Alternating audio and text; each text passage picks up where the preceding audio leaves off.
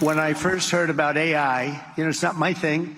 Although my uncle was at MIT, one of the great professors, 51 years, whatever. He was the longest serving professor in the history of MIT, 3 degrees in nuclear, chemical, and math. That's a smart man. Let's pause right there. I hate to be nitpicky, but I'm a stickler for facts.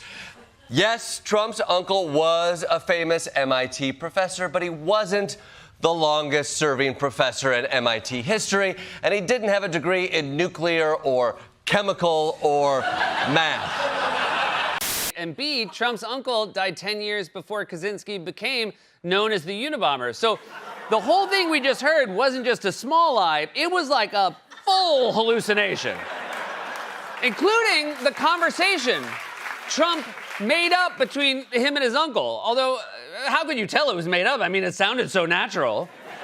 Hello, Uncle Dr. John Trump. I have a question for you.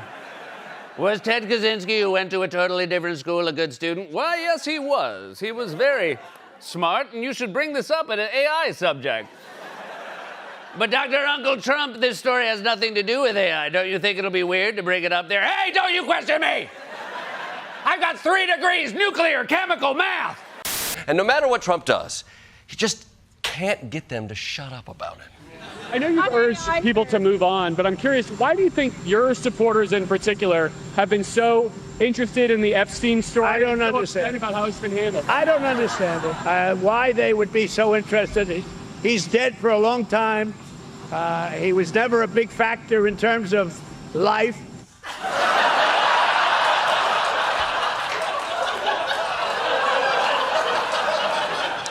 Not the guy you call to give a eulogy.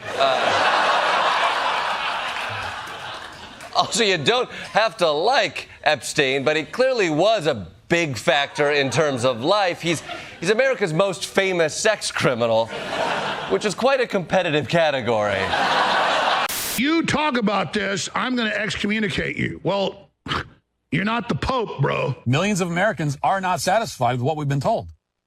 And we shouldn't be, because it's been contradictory and insulting to our intelligence every step of the way. Trump should not be insulting and attacking the people who voted him in and supported him simply because they want answers on this notorious case of a high-profile individual. Why did they say there was thousands of hours of tapes of people doing horrible shit? Why did they say that? I can't reconcile this Donald Trump with the Trump that we're seeing right now, the Trump that is gaslighting the public right now, the Trump that I voted for across multiple elections.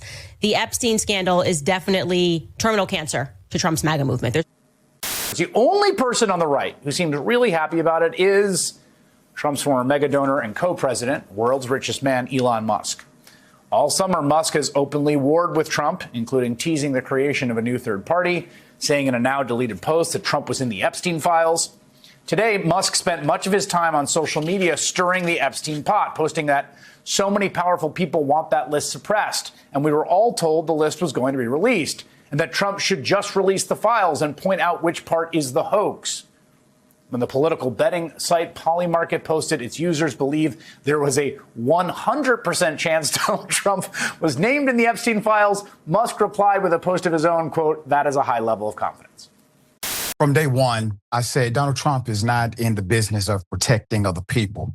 He's in the business of protecting himself. Now, if protecting himself happens to also, by proxy, protect other people, so be it.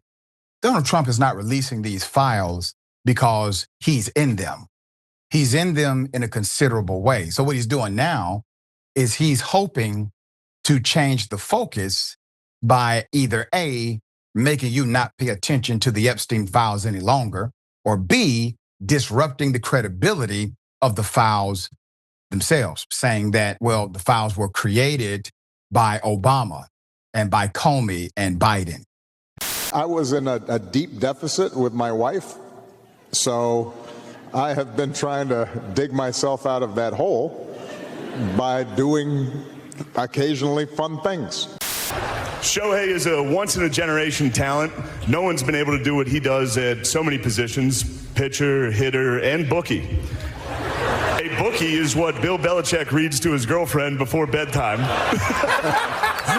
my God. Well, that was, I mean, it's a tough room in Shane's defense. Shane's very funny, but he had a lot of like jokes that were really hilarious like that. And then he had a lot of jokes that were like, oh my gosh, I can't believe he just said that. Oh, wow.